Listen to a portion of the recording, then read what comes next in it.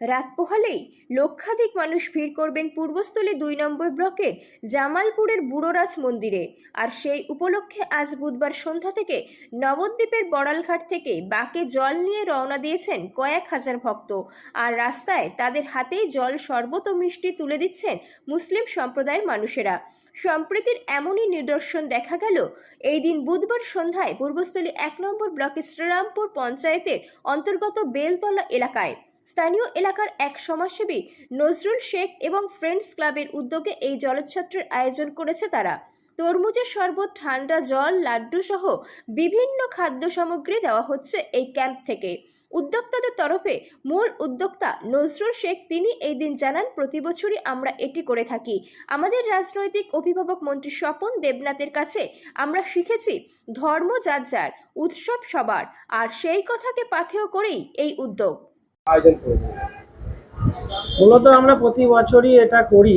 আমরা বাবা বুড়োরাজের যে মেলা, সেই মেলাকে কেন্দ্র করে আমাদের নবদ্বীপ ঘাট থেকে ভক্তরা যে জল বাঁকে করে নিয়ে যায়, তো আমরা প্রতি বছরই এই গরমের সময় তাদের একটু স্বস্তির জন্য আমরা চেষ্টা করি তাদেরকে একটু ঠান্ডা জল, তারপরে হচ্ছে কিছু লাড্ডু, তারপরে হচ্ছে আমাদের তরমুজের জুস, এই সমস্ত দিয়ে তাদেরকে একটু সাহায্য করা।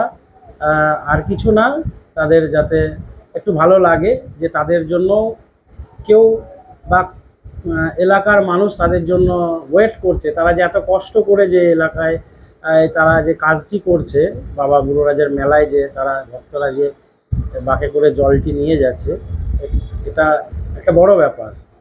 তাই আমরা এলাকার ছেলেরা আমরা সম্প্রীতির একটা বার্তা দেওয়ার জন্য আমরা এই আয়োজন করেছি।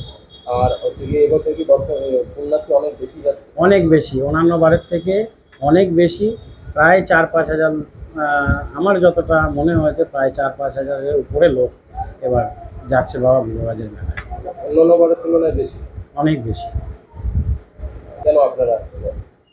দেখেন, মূলত হচ্ছে আমাদের যে অভিভাবক, অর্থাৎ আমি যাকে দেখে একটা দল করি বা একটা সমাজে চলার চেষ্টা করি, সেটা হচ্ছে আমাদের মাননীয় স্বপন দেবনাথ মহাশয়।